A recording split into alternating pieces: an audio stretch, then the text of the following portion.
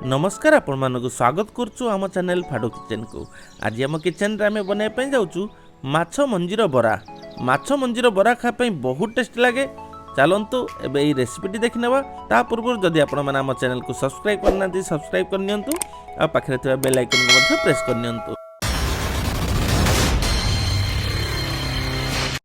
माछ मंजीर बरा बने पे आमे नेचु माछ मंजी एबली बांधी होई थाए।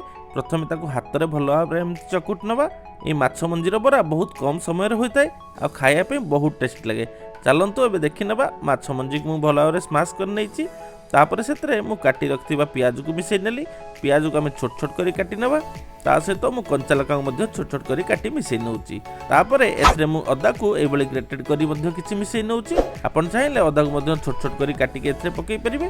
ता सहित मु एठी ऐड कर नेली भृसंग पत्र पकईले बरार बास्ना बहुत बढ़िया आसे। तापर से आम ऐड करवा बेसन बाइंडिंग रे साहाय्य करे। तापर से गोटे चमच जीरा ऐड करनबा आ गोटे छोट चमच हलदी आ किछि लंका गुंड गोटे चमच जीरा गुंड गोटे चमच धनिया गुंड आ स्वाद हिसाब से लुण ऐड करी ए सब को भल भाव गोलई नवा। एथरे पानी ऐड करी आवश्यकता नहीं कहीं माछ मंजीर जो पानीटा बाहरिबो सेटा बेसन को गोलाइया पई यथेष्ट हबो। सेतपे एथरे आपण पानी जमा भी ऐड करिवेनी। आपण दरकार मुताबिक एथरे बेसन ऐड करनेबे। बहुत बेसन ऐड करिया दरकार नै, जस्ट टिके बहलिया हो पई बेसनटा को ऐड करनेबे। देखंतु एबे हमर माछ मंजीर बरा छानिया पे रेडी हे गेला। तापरे एको गोटे साइड रे रखी गोटे कढ़ई रे किछि तेल गरम करनबा। तेल टिके गरम हे आसले गैस रो फ्लेम को मीडियम करनबा आ माछ मंजी को बरा आकार रो करी छानी देबा।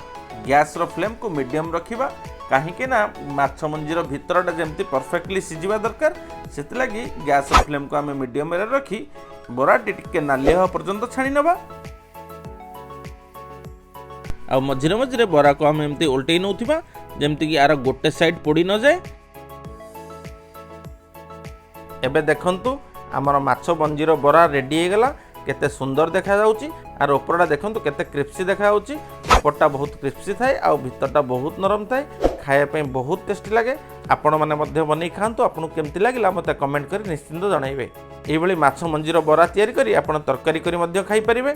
आपन को जदि रेसिपीटी भल लागिला त लाइक और शेयर करिया को भूलिबेनी। आ चैनल रे सपोर्ट पई सब्सक्राइब बटन आ बेल आइकन रहिला। आज्ञा नमस्कार। ए गलोनी कोआडे गलो? टे टमाटो सॉस देला।